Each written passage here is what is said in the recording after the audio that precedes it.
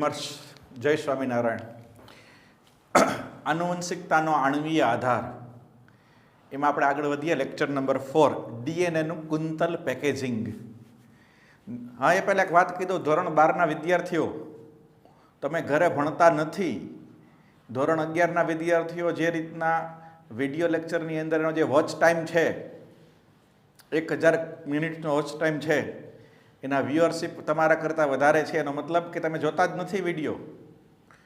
100-150 વિદ્યાર્થીઓ માંડ વોચ કરે છે. તમે કેટલા વિદ્યાર્થીઓ, કેટલો સમય, કેટલી વાર, આ બધું જ એનાલિસિસ અમે કરી શકીએ. અહીંયા 12મા ધોરણના આ ચેપ્ટરના વિડીયો છે કોઈએ જોયા નથી.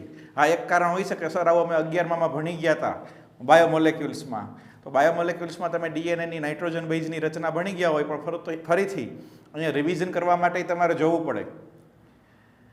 બીજું કે હવેથી દરેક લેક્ચરમાં હું એક ક્વેશ્ચન પૂછીશ. દરેક લેક્ચરમાં એક ક્વેશ્ચન પૂછીશ અને એ ક્વેશ્ચનનો આન્સર તમારે કોમેન્ટ બોક્સમાં લખવાનો છે. તમે યુટ્યુબમાં જુઓ છો વિડીયો, તો યુટ્યુબની કોમેન્ટની અંદર તમારે એનો આન્સર લખવાનો છે અને સાથે તમારું નામ લખવાનું છે કે તમારું નામ શું છે. કારણ કે તમે લોગિન તો ગમે એના આઈડી ઉપરથી કરેલું હોય, પણ તમારું નામ અને આન્સર લખવાનો છે. કોમેન્ટ બોક્સની અંદર મને તમામ વિદ્યાર્થીઓની કોમેન્ટ મળવી જોઈએ. જેટલા પણ સ્ટુડન્ટ છે એટલા બધાની તમારી એટેન્ડન્સ છે. તમે વિડીયો જોવો છો એની એટેન્ડન્સ હું તમારી કોમેન્ટ બોક્સ ઉપરથી નક્કી કરીશ. જેની કોમેન્ટ્સ નહીં આવી એની ઘરે ફોન કરીશ. તો હવેથી ધ્યાન રાખો. સ્કૂલે ક્યારે આવવાનું છે કંઈ નક્કી નથી. દિવાળી પણ આવી જાય એટલે અહીંયા આવ્યા પછી કરી લેશું ને પછી તમે પાછું ભણાવશો અને એ બહુ આશા રાખવી નકામી છે. જેટલું થાય એટલું પણ આ લેક્ચરમાં, વિડીયો લેક્ચરમાં તમે સમજી લેજો. ઓનલાઈન ટેસ્ટ પણ ચાલુ થઈ ગઈ છે આપણી. ટૂંક સમયમાં જ મેગા ટેસ્ટનો કાર્યક્રમ પણ આવી જશે. રવિવારે 3 કલાકની મેગા ટેસ્ટ. સમય અને સિલેબસ એકાદ વીકમાં તમને પહોંચાડી દઈશ. એટલે આપણે નીટની મેગા ટેસ્ટ પણ રવિવારે જે લેતા 720 માર્કની, એ પણ ચાલુ કરી દેવાની છે. પણ ભણતું રહેવાનું છે. ડ્રીમર્સ ક્યારેય હારે નહીં, થાકે નહીં, ઝૂકે નહીં. એને જ ડ્રીમર્સ કહેવાય. અને સતત મહેનત કરે. આજના ટોપિક ઉપર આવી જઈએ. ડીએનએનું કુંતલ પેકેજિંગ. ડીએનએનું કુંતલ પેકેજિંગ. આપણે જોઈએ કે બેક્ટેરિયોફેઝ, ટેક્સ્ટબુકની અંદર કેટલીક માહિતી આપેલી છે. બેક્ટેરિયોફેઝ 5, બેક્ટેરિયોફેઝ 5 ઇન્ટુ 174 આ વાયરસ છે. પાછળ ફેઝ આવે એટલે વાયરસ કહેવાય. બેક્ટેરિયોફેઝ વાયરસ એ 5386 ન્યુક્લિયોટાઇડ ધરાવે. 5386 ન્યુક્લિયોટાઇડ. 5386 ન્યુક્લિયોટાઇડ. આવડું ડીએનએ કેમાં આવેલું હોય? બેક્ટેરિયોફેઝ QX174 ની અંદર. લેમ્બડા ફેઝ છે. લેમ્બડા ફેઝ એ પણ વાયરસ છે. એમાં 48502 બેઝ પેર ધરાવે છે. એનું જે ડીએનએ છે એની લંબાઈ 48502 બેઝ પેર હોય છે. ઈ કોલાઈની વાત કરીએ આપણે. ઇસ્ચેરેસિયા કોલાઈ. આ શું આવ્યું? બેક્ટેરિયા આવી ગયા. ઈ કોલાઈ બેક્ટેરિયા. એમાં કેટલા બેઝ પેર હોય છે? તો કે 4.6 ગુણ્યા 10⁻6 બેઝ પેર હોય છે. 4.6 ગુણ્યા 10⁻6 બેઝ પેર કહી શકાય. એટલી બેઝ પેરની શૃંખલા આવેલી હોય. અને મનુષ્યની વાત કરીએ, માનવ 2N એટલે કે ડિપ્લોઇડ કોષ, એમાં 6.6 ગુણ્યા 10⁻9 બેઝ પેર, આટલા ન્યુક્લિયોટાઇડ, આટલી બેઝ પેર આવેલી હોય. 6.6 ગુણ્યા 10⁻9 બેઝ પેર. ડીએનએની લંબાઈ દર્શાવેલી છે. આગળના લેક્ચરમાં આપણે શીખી ગયા હતા કે ડીએનએની લંબાઈ, તો આપણે એવું શીખી ગયા હોય કે ડીએનએનું જે અણુ મોડેલ છે આમ, તો એમાં એક કુંતલની લંબાઈ કેટલી હોય? અહીંથી અહીંયા સુધીની 3.4 એંગસ્ટ્રોમ. 3.4 એંગસ્ટ્રોમ. અથવા તો આમ કહીએ કે બે બેઝ પેર વચ્ચેનું અંતર કેટલું હોય? 3.4.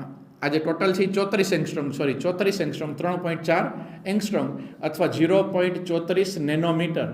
બે ક્રમિક ન્યુક્લિયોટાઇડની જોડ વચ્ચેનું અંતર 0.34 નેનોમીટર હોય. તો અને એક કુંતલમાં અહીંથી લઈ અને અહીંયા સુધીમાં એક કુંતલમાં ન્યુક્લિયોટાઇડની કેટલી જોડ આવેલી હોય? 10 જોડ આવેલી હોય, 10 બેઝ પેર આવેલી હોય. 1 2 3 4 5 એવી કેટલી બેઝ પેર આવેલી હોય? 10. તો આટલાને 10 બેઝ પેર કહેવાય. 10 બેઝ પેરની લંબાઈ કેટલી છે? 34 એંગસ્ટ્રોમ છે. 34 એંગસ્ટ્રોમ છે. એમ માનવની અંદર એક કોષમાં કેવડું ડીએનએ હોય તો કે 6.6 × 10⁹ બેઝ પેર. 2n એટલે ડિપ્લોઇડમાં n હોય તો 3.3 થઈ જાય, અડધું થઈ જાય. ઇકોલાઈમાં 4.6 × 10⁶ એટલી બેઝ પેર હોય. અને આ વાયરસ છે તો વાયરસમાં સૌથી નાનું ડીએનએ, એનાથી મોટું બેક્ટેરિયામાં, એનાથી મોટું છે માનવની અંદર આપણે વાત કરીએ તો મનુષ્યના એક કોષમાં કેવડું ડીએનએ હોય તો એ આપણે ગણતરી કરવી હોય તો મનુષ્યમાં બેઝ પેર કેટલી છે? 6.6 × 10⁹ બેઝ પેર છે. 6.6 × 10⁹ બેઝ પેર છે. બે ક્રમિક બેઝ પેર વચ્ચેનું અંતર, આ બે ક્રમિક બેઝ પેર વચ્ચેનું અંતર કેટલું છે? 0.34 નેનોમીટર. એને ગુણ્યા કરી નાખું 0.34 નેનોમીટર. એને આપણે માઇલ્સમાં કન્વર્ટ કરીએ એટલે 10⁻⁹ મીટરમાં કન્વર્ટ કરીએ. નેનોમીટરને આપણે શેમાં કન્વર્ટ કર્યું? મીટર. એટલે 10⁻⁹. આ બંનેનો ગુણાકાર કરશું આપણે એટલે 2.2 મીટર એવો જવાબ આવશે. 2.2 મીટર. મનુષ્યના એક કોષમાં કેટલી બેઝ પેર આવેલી હોય?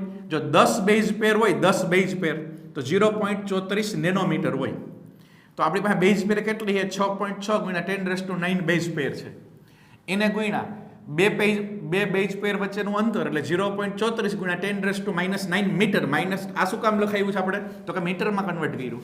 અને આ બેનો ગુણોત્તર કરો એટલે 6.6 × 0.34 એટલે 2.2 મીટર એટલી લંબાઈ. એટલે મનુષ્યના એક કોષમાં, અને એ પણ કેવા કોષમાં? ડિપ્લોઇડ 2n માનવ કોષ, ડિપ્લોઇડ માનવ કોષની અંદર 2.2 મીટર લંબાઈ ધરાવતો ડીએનએ હોય. 2.2 મીટર. કોષનું કદ કેટલું હોય તો કે માઇક્રોન, 6 માઇક્રોન કે 0.6 માઇક્રોન જેને કહી શકાય, અત્યંત સૂક્ષ્મ હોય કોષનું કદ. કોષ છે, માનવ કોષ છે તો એ માઇક્રોનમાં એનું કદ હોય. અને એમાં 2.2 મીટર જેટલો અણુ કેમ હમાય? તો કે એના માટે કુંતલમય ગળી કોઇલિંગ એટલે કુંતલ બનાવી અને આની અંદર સમાઈ જાય. હવે તમે એક વિચાર કરો કે મનુષ્યના એક કોષમાં 2.2 મીટર જેટલું ડીએનએ આવેલું હોય તો સમગ્ર માનવ શરીરમાં કેટલું ડીએનએ હશે? સમગ્ર માનવ શરીરમાં આવેલું ડીએનએ, શરીરના દરેક કોષમાં ડીએનએ હોય. એક કોષનું આપણે લીધું 2.2 મીટર, એમ બધા જ કોષનું ડીએનએ લઈ અને એને આમ સ્ટ્રેચ કરો એટલે આમ લંબાઈમાં ગોઠવો તો એની લંબાઈ કેટલી થાય? કલ્પના લગાવી શકો?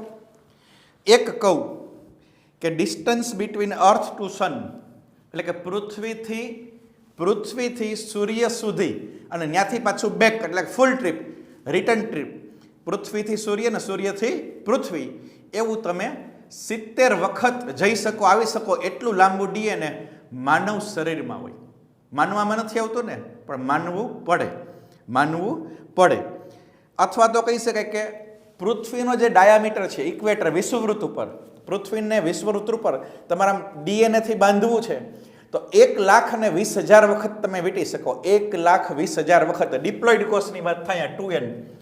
હેપ્લોઇડ હોય તો 60,000 વખત, ડિપ્લોઇડ હોય તો 1,20,000 વખત આખી પૃથ્વીની પ્રદક્ષિણા થાય અને આમ દોરીની જેમ ડીએનએથી તમે પૃથ્વીને એવું બાંધી શકો એટલું લાંબુ ડીએનએ.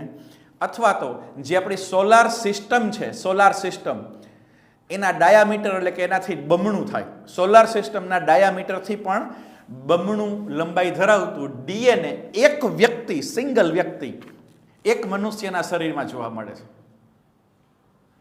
સવારના ટાઢાપોરના ગપ્પા લાગે છે ને, સવારના ટાઢાપોરના ગપ્પા, કે આપણા શરીરમાં એટલી લંબાઈનું ડીએનએ હોય કે જેને અહીંથી એટલે કે પૃથ્વીથી સૂર્ય સુધી, સૂર્યથી પૃથ્વી સુધી એવી રિટર્ન ટ્રીપ 70 વખત મારી શકીએ. ગપ્પા લાગે છે તો કહી શકીએ છીએ એટલી વાર થાય, 70 વખત આપણે એની રિટર્ન ટ્રીપ મારી શકીએ. પૃથ્વીને ઇક્વેટર વચ્ચે આપણે કેટલું બાંધી શકીએ? ઇક્વેટર ઉપર તો કે 1,20,000 વખત આખી પૃથ્વીને એટલું ડીએનએ આપણામાં ભરેલું છે. માનવામાં નથી આવતું તો એક સિમ્પલ ગણતરી કરાવી દઉં કે એક વ્યક્તિમાં કેટલું છે? 2.2, એક કોષમાં 2.2 મીટર. સામાન્ય રીતે આપણે એમ કહીએ એવરેજ મનુષ્યની અંદર 10 ટ્રિલિયન સેલ આવેલા હોય, 10 ટ્રિલિયન 10⁻12 10 × 10⁻12 10 ટ્રિલિયન સેલ હોય તો ડીએનએની લંબાઈ કેટલી થાય? એક કોષમાં આટલી, તો 10 ટ્રિલિયનમાં કેટલી? તો કે આ બેનો ગુણાકાર કરો એટલી થાય, અને એ બેનો ગુણાકાર કરો એટલે લગભગ આ બેનો ગુણાકાર કરો એટલે 10 મિલિયન માઇલ, મીટરમાં નથી અહીંયા માઇલમાં છે, 10 મિલિયન માઇલ જેટલું ડીએનએ આપણા શરીરમાં થાય. એક કોષમાં કેટલું હોય? 2.2 મીટર. લગભગ આ આંકડો વેરિયેબલ હોય, 10 trillion 11 trillion 9 trillion 15 trillion variation હોય. આપણે એવરેજ લીધું કે 10 ટ્રિલિયન, તો 2.2 એને ગુણ્યા 10 એટલા ટ્રિલિયન મીટર થાય. મીટરને તમે માઇલમાં કન્વર્ટ કરશો તો 10 મિલિયન માઇલ એપ્રોક્સિમેટલી રાઉન્ડ ફિગરમાં આંકડા લીધા હોય કે 10 ડીએનએની લંબાઈ છે એ 10 બિલિયન, સોરી મિલિયનની બિલિયન, અહીંયા 10 બિલિયન માઇલ જેટલી થશે, 10 બિલિયન માઇલ. પૃથ્વીનો ડાયામીટર છે એ લગભગ 7,917 માઇલ જેટલો છે. પૃથ્વીનો ડાયામીટર 7,926 જેને કહેવાય ને એટલા 7,917 માઇલ. તો આના ભેગા આ કરો, 10 બિલિયન માઇલ એના ભેગા 7,917 માઇલ કરશો એટલે લગભગ 1,26,000 આટલી વખત આવે. આટલા આટા તમે પૃથ્વીને મારી શકો, એટલું લાંબુ ડીએનએ આવેલું હોય. તો ફરીથી માનવ ડિપ્લોઇડ કોષમાં જો હેપ્લોઇડ હોય તો અહીંયા અડધું થઈ જાય 3.3, રંગસૂત્ર અડધા હોય 23 જ રંગસૂત્રો હોય, પણ 46 રંગસૂત્રો એટલે કે 2n રંગસૂત્રો હોય તો માનવ કોષમાં 6.6 × 10⁻9 એટલી બેઝ પેર હોય. બે બેઝ પેર વચ્ચેનું અંતર 0.34 × 10⁻9 મીટરમાં કન્વર્ટ કર્યું છે આપણે, બરાબર ને? ભૌતિક રાશિ બહુ પહેલાં શીખી ગયા તમે. આ બેનો ગુણાકાર કર્યો એટલે 2.2 મીટર. એક કોષમાં 2.2 મીટર, તો આપણી પાસે 10 ટ્રિલિયન સેલ હોય તો એ બેનો ગુણાકાર કરો એટલા મીટર થાય. મીટરનું આપણે માઇલમાં કન્વર્ટ કરીએ એટલે લગભગ 10 બિલિયન માઇલ થાય. એના ભેગા આપણે પૃથ્વીનો ડાયામીટર કરીએ તો આ જવાબ આવે. એટલે જેને કહીએ ને કે આટલું મોટું ડીએનએ માનવ શરીરમાં કઈ રીતે આવી શકે, કઈ રીતે સમાઈ શકે, તો કે એને કહેવાય ડીએનએનું કુંતલ પેકેજિંગ. કુંતલ પેકેજિંગ એટલે શું? તો કે ભાઈ આટલી લાંબી દોરી હોય તો આને કોઈ એક નાની જગ્યાએ સમાડવી હોય તો કે આમ ગડી બનાવી નાખો, હજી કરો તો હજી વધારે ગડી કરી નાખો, હજી વધારે ગડી કરી નાખો, એમ ઝીણી ઝીણી ઝીણી ઝીણી ઝીણી, તો આટલો ભાગ આટલો થઈ ગયો. એટલે જેમ જેમ આમ કોઇલિંગ થતું જાય, ગળી થતી જાય, બરાબર, કુંતલ બનતા જાય એમ એનું કદ છે એ ઘટતું જાય. તો અતિ સૂક્ષ્મ રીતે એક જ સેલ એટલે કે એક જ કોષમાં 2.2 મીટર જેટલો ડીએનએ છે એ સમાયેલો હોય છે. ડીએનએનું કુંતલ પેકેજિંગ એક ક્રોમોઝોમ સ્વરૂપે આપણે જોવા મળે છે. આપણે ખ્યાલ છે કે કોષ કેન્દ્રની અંદર એમાં કોષ કેન્દ્ર અને એમાં રંગસૂત્ર દ્રવ્ય આવેલું હોય, રંગસૂત્ર દ્રવ્ય આવેલું છે. રંગસૂત્ર દ્રવ્યમાં ડીએનએ હોય, કેટલું આપણે કીધું 2.2 મીટર આ ડીએનએ આવેલું હોય. અને બીજું શું આવેલું હોય? Histone protein.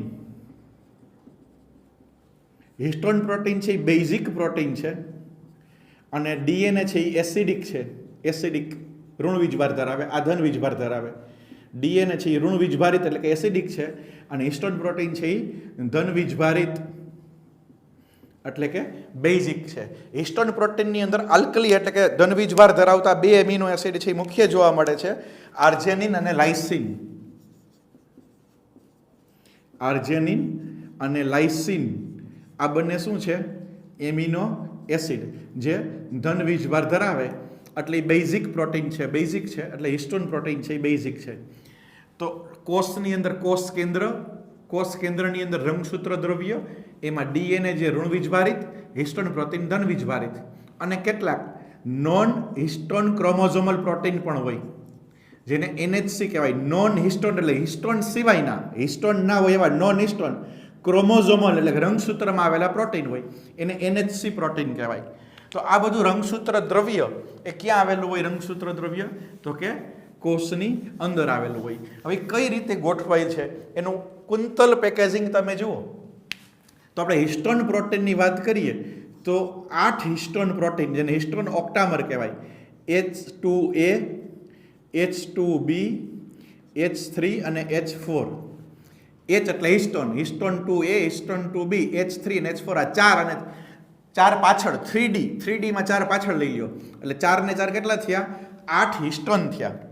આ 8 હિસ્ટોનની ઉપર DNA છે એ વીંટળાઈ જાય, દોરીની જેમ વીંટળાઈ જાય. આની ઉપર DNA છે એવી રીતના વીંટળાઈ જાય. કેટલું DNA વીંટળાય? આ DNA કેટલું વીંટળાય? તો કે જેમાં 200 બેઝ પેર હોય એટલું. કેટલી? ન્યુક્લિયોટાઇડની કેટલી જોડ? 200. હવે આ બેઝ પેરના સંદર્ભમાં આપેલું, જો અહીં બધું બેઝ પેર આપ્યું હતું, એની લંબાઈ ગણવી હોય તો બે ક્રમિક બેઝ પેર વચ્ચેનું અંતર કેટલું છે? 3.4 એંગસ્ટ્રોમ. એંગસ્ટ્રોમમાં લ્યો તો નેનોમીટરમાં લ્યો તો 0.34. તો કેટલું થાય? 0.34. આ બેનો ગુણાકાર કરો એટલે કેટલો થાય? 680 એંગસ્ટ્રોમ લંબાઈ થઈ. અથવા તો કેવું હોય? 68, આનું એને ગુણાકાર કરો તો 68 નેનોમીટર લંબાઈ થઈ. નેનોમીટરમાં લ્યો તો શું થાય? 68 નેનોમીટર થાય. અને એંગસ્ટ્રોમમાં લ્યો તો 680 એંગસ્ટ્રોમ લંબાઈ થઈ. તો જે ડીએનએની લંબાઈ 680 એંગસ્ટ્રોમ હોય, બીજા અર્થમાં કેવું હોય કે જે ડીએનએમાં 200 બેઝ પેર આવેલી હોય, અથવા તો આ એક કુંતલમાં કેટલી બેઝ પેર હોય? 10. એકમાં 10 હોય તો કેટલા કુંતલ થયા? કેટલા કુંતલ થયા? 20 કુંતલ થયા. 20 કુંતલ એમ પણ કહી શકાય. ડીએનએના કેટલા કુંતલ હોય? 20. કારણ કે 20 કુંતલ છે, એક કુંતલમાં ન્યુક્લિયોટાઇડની 10 જોડ હોય એટલે થઈ ગયા 200 બેઝ પેર થઈ ગઈ, એમ પણ કહી શકાય. તો એમ પણ કહી શકાય 20 કુંતલ 200 બેઝ પેર ધરાવતું ડીએનએ, અથવા 680 એંગસ્ટ્રોમ લંબાઈ ધરાવતું, અથવા તો 68 નેનોમીટર લંબાઈ ધરાવતું ડીએનએ આની આજુબાજુ વીંટાઈ જાય. અને આ સમગ્ર રચના છે એને સ્થિરતા આપવા માટે એની સાથે H1 હિસ્ટોન જોડાઈ જાય. H1 નામનું હિસ્ટોન પણ જોડાઈ જાય. આ જે રચના બની એ લગભગ 30 નેનોમીટરની જાડાઈ ધરાવે. આ જે 30 નેનોમીટરની જાડાઈ ધરાવતી આ જે રચના છે એને કહેવાય ન્યુક્લિયોઝોમ. એને શું કહેવાય? ન્યુક્લિયોઝોમ તરીકે ઓળખવામાં આવે છે. આ જે ન્યુક્લિયોઝોમ બન્યું એ પાછું બીજા હારે જોડાય. આવી રીતના આવા ઘણા બધા ન્યુક્લિયોઝોમ છે એકબીજા સાથે જોડાતા જાય. અહીંયા એક બીજો ન્યુક્લિયોઝોમ બની ગયો, આપણે ન્યુક્લિયોઝોમ બની ગયો. અહીંયા ત્રીજો ન્યુક્લિયોઝોમ બની ગયો, એમ જોઈ લ્યો તમે. અહીંયા એક ન્યુક્લિયોઝોમ છે. આ બધા શું છે? Histone protein. હિસ્ટોન પ્રોટીન કેટલા છે? 8. 4 ને 4 પાછળ 8. એની આજુબાજુ શું છે? તો કે આ ડીએનએ વીંટળાય. કેટલું વીંટળાય ડીએનએ? તો કે 200 બેઝ પેર જેટલું આ ડીએનએ વીંટળાતું જાય છે આમ. અને એને સ્થિરતા આપવા માટેની સાથે બધાઈ સાથે શું જોડાય છે? આ H1 પ્રોટીન, આ H1 પ્રોટીન, આ H1 નામનું હિસ્ટોન પ્રોટીન. તો આ બધા ન્યુક્લિયોઝોમના ઘટકો છે. તો ન્યુક્લિયોઝોમની રચના તમે જુઓ, એક આમ દોરી છે અને દોરીની અંદર શું છે? આવા મણકા ગોઠવા હોય એવું લાગે. દોરીની અંદર ગોઠવેલા મણકા, આને ક્રોમેટિન કહેવાય. આને શું કહેવાય? ક્રોમેટિન. દોરીની અંદર ગોઠવેલા મણકા, જેને આપણે કહેવાની અંદર આવે છે. તો માનવ શરીરની અંદર કુલ 30 મિલિયન આવા કેટલા આવેલા હોય? 30 મિલિયન ન્યુક્લિયોઝોમ જોવા મળે છે. ન્યુક્લિયોઝોમ જોવા મળે છે. માનવ શરીરની અંદર 30 મિલિયન ન્યુક્લિયોઝોમ હોય. એક ન્યુક્લિયોઝોમની અંદર કેટલું ડીએનએ હોય? કેટલું ડીએનએ હોય? આપણે કીધું હતું 200 બેઝ પેર જેટલું. અથવા તો કેટલું હોય? 68 નેનોમીટર અથવા તો 680 એંગસ્ટ્રોમ લંબાઈ ધરાવતું એવા 30 મિલિયન ન્યુક્લિયોઝોમ જોવા મળે. હવે આ જે ન્યુક્લિયોઝોમ બની ગયા એ વધારાની ગળી કેળવે. દાખલા એક ન્યુક્લિયોઝોમ છે, નાનું બતાવું અત્યારે. પછી આ બીજો ન્યુક્લિયોઝોમ છે, આ ત્રીજું ન્યુક્લિયોઝોમ છે, આ ચોથું છે, આ પાંચમું છે, આ છઠ્ઠું છે. આમ ગળી બનાવે છે. ન્યુક્લિયોઝોમ જેમ ગળી સ્વરૂપે ગોઠવાય. 1 2 3 4 5 6 1 2 3 4 5 6 એવી રીતના. તો આખું આ જે જાડાઈ બની, આ જાડાઈ એને કહેવાય સોલેનોઇડ. એને શું કહેશું? સોલેનોઇડ તરીકે ઓળખવામાં આવે છે. અને આ છે વધારાની ગળી કેળવે. હજી પણ આમ ગળી કેળવે. એટલે વધારાની ગળી કેળવે એટલે એમાંથી એકલ સૂત્ર બને. એકલ સૂત્ર. અને આવા બે એકલ સૂત્ર પરસ્પર જોડાય એટલે એમાંથી રંગસૂત્રનું નિર્માણ થાય. આ રંગસૂત્રનું નિર્માણ શેમાંથી થયું? ડીએનએમાંથી અને હિસ્ટોન પ્રોટીનમાંથી રંગસૂત્રનું નિર્માણ થયું. ક્રોમેટિન છે. આપણે ક્રોમેટિનની વાત કરીએ. બે પ્રકારના હોય, યુક્રોમેટિન અને હિટ્રોક્રોમેટિન. યુક્રોમેટિન અને હિટ્રોક્રોમેટિન. યુક્રોમેટિનથી પ્રત્યાંકનમાં ભાગ લઈએ, હિટ્રોક્રોમેટિનથી પ્રત્યાંકનમાં ભાગ લેતો નથી. એટલે યુક્રોમેટિનથી સક્રિય હોય અને આ શિથિલ અને આછું અભિરંજિત થાય. શિથિલ એટલે કે છૂટું છૂટું ગોઠવાયેલું હોય અને આછું, અને આ ઘાટું હોય, અભિરંજિત થાય અને ગાઢ રીતે ગોઠવાયેલું હોય.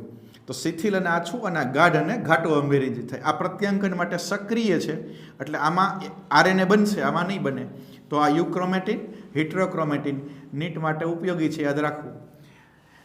તો ડીએનએનું કુંતલમય પેકેજિંગ, એક તો એ વસ્તુ ખૂબ જ આપને આશ્ચર્ય પમાડે એવી છે કે માનવ શરીરમાં ટ્રિલિયન્સ ઓફ સેલ છે અને એમાં billions of mile, 10 billion mile, 10 billion miles એટલું ડીએનએ આવેલું હોય. તો એટલું સૂક્ષ્મ છે, એટલું ગળી સ્વરૂપે આમ ગોઠવાયેલું હોય, તો એની ગોઠવણી કઈ રીતે થાય? તો એની ગોઠવણી કઈ રીતે થાય એ આપણે જોઈ લીધું છે, એમ કહી શકાય. ત્યાર પછી આગળના લેક્ચરમાં મેં કીધું તો તમે લેક્ચરના વ્યૂ નથી, એમાં ખૂબ જ અગત્યના નીટ માટેના દાખલા કરાવ્યા છે. ખૂબ જ અગત્યના નીટ માટેના દાખલા નીટમાં પૂછાયેલા એમસીક્યુ કરાવ્યા છે, જે ટેક્સ્ટ બુકમાં નથી આપ્યા, કે એક પણ રેફરન્સ બુકમાં નથી આપ્યા, સિવાય કે એબીસી. આપણી બુક સિવાય એક પણ રેફરન્સ બુકમાં નથી આપ્યા એવા એમસીક્યુનું સોલ્યુશન મેં આગળના લેક્ચરમાં કરાવેલું છે. અને નીટમાં પૂછાઈ ગયેલો પ્રશ્ન છે કે એક શૃંખલા ઉપર A+T મૂલ્ય આટલું હોય તો બીજી શૃંખલા ઉપર કેટલું હોય, એક શૃંખલા ઉપર આ મૂલ્ય આટલું હોય તો બીજી શૃંખલા ઉપર કેટલું હોય, એ ટાઈપના ક્વેશ્ચન છે આપણે કરાવેલા છે. ત્યાર પછી બે એક્સ્ટ્રા ટોપિક આમાં આપેલા છે, હાઇપરક્રોમેસિટી. હાઇપરક્રોમેસિટી અને હાઇપોક્રોમેસિટી એટલે શું? ડીએનએની રચનામાં આપણે જોઈ લીધું, ડીએનએ છે એ બેવડી કુંતલમય રચના ધરાવે. ડીએનએની કેટલી શૃંખલા હોય? 2 શૃંખલા હોય. એક 3' હોય તો બીજું ક્યુ હોય? 5'. આ 5' હોય તો 3'. અને હાઇડ્રોજન બંધ દ્વારા જોડાયેલી હોય. આ બધે વચ્ચે કે બંધ આવેલા હોય? હાઇડ્રોજન બંધ આવેલા હોય, એમ કહી શકાય. હવે ડીએનએની એક શૃંખલા ઉપરનો આપણે, જ્યારે આ શૃંખલાને ગરમ કરવામાં આવે, જ્યારે આ શૃંખલાને શું કરવામાં આવે? ગરમ. ત્યારે આ બંને શૃંખલા છૂટી પડી જાય. 3', 5', 5', 3', સોરી 3' અને 5'. આ બંને વચ્ચેના હાઇડ્રોજન બંધ તૂટે અને શૃંખલા છૂટી પડે. શૃંખલા છૂટી પડે. આ ઘટનાને શું કહેશું આપણે? હાઇપરક્રોમેસિટી. આને કહેવાય હાઇપરક્રોમેસિટી. અને જ્યારે આને ઠંડી પાડવામાં આવે પાછી, ત્યારે ફરીથી બંને શૃંખલા છે એ ભેગી થઈ જાય, વચ્ચેના હાઇડ્રોજન બંધ બની જાય. બરાબર? 3', 5', 5', 3'. આને કહેવાય હાઇપોક્રોમેસિટી. ગરમ કરીએ ત્યારે છૂટી પડે, ઠંડી પાડે તો છૂટી શૃંખલા ભેગી થાય. છૂટી પડે એ હાઇપરક્રોમેસિટી અને ભેગી થાય એને કહેવાય હાઇપોક્રોમેસિટી, એમ પણ કહી શકાય. હવે જે મારે તમને હોમવર્ક આપવાનું છે, યાદ રાખજો, હું જે હોમવર્ક આપું એનો જવાબ તમારે કોમેન્ટ બોક્સમાં લખવાનો છે. કોમેન્ટ બોક્સમાં લખવાનો છે અને એ ફરજિયાત છે તમારા બધા માટે કોમેન્ટ બોક્સમાં લખવા માટે. પ્રશ્ન એ છે કે જો ડીએનએની એક શૃંખલા પર A+T/G+C નું પ્રમાણ 0.25 હોય તો તેની સામેની શૃંખલા પર તેનું પ્રમાણ કેટલું હશે? અચ્છા, અહીંયા સિમ્પલ આપી દો ચાલો, કે 3/5 હોય, 3/7 હોય. A+T/G+C નું પ્રમાણ 3/7 હોય તો તેની સામેની શૃંખલા પર તેનું પ્રમાણ કેટલું હશે? આ એક પહેલો પ્રશ્ન. બીજો પ્રશ્ન છે કે આ ડીએનએની શૃંખલામાં A+G/T+C નું પ્રમાણ 3/7 હોય તો તેની સામેની શૃંખલા પર તેનું પ્રમાણ કેટલું હશે? આ બે પ્રશ્નોનો જવાબ તમારે કોમેન્ટ બોક્સમાં લખવાનો છે. ડીએનએની એક શૃંખલા પર A+T નું પ્રમાણ આ હોય અપોન G+C તો એની સામેની શૃંખલા પર કેટલું, અને જો આમાં પ્રમાણ આ હોય તો એની સામેની શૃંખલા પર કેટલું. આ બેનો જવાબ તમારે યુટ્યુબ ચેનલની કોમેન્ટ બોક્સમાં લખવાનો છે. નેક્સ્ટ આપણે જે કેટલાક મુદ્દા જોવાના છે સેન્ટ્રલ ડોગમા જે આપણે પછી જોશું, ટેમિનિઝમ પછી જોશું, અત્યારે કંઈ કરવાની જરૂર નથી. તો અત્યાર પૂરતું આપણે જે મોલેક્યુલર બાયોલોજી એટલે કે મોલેક્યુલર બેઝિસ ઓફ ઇનહેરિટન્સ આનુવંશિકતાનો આણ્વીય આધાર એમાં આપણે ડીએનએ જે છે એની રચના અને એનું પેકેજિંગ છે એના વિશે માહિતી મેળવી. જનીન દ્રવ્યની શોધ, પછી આનુવંશિક દ્રવ્ય ડીએનએ જે છે એની શોધ, એના બધા પ્રયોગો છે એ આપણે હવે નેક્સ્ટ લેક્ચરમાં ચર્ચા કરશું. Have a nice day. ભણતા રહેજો.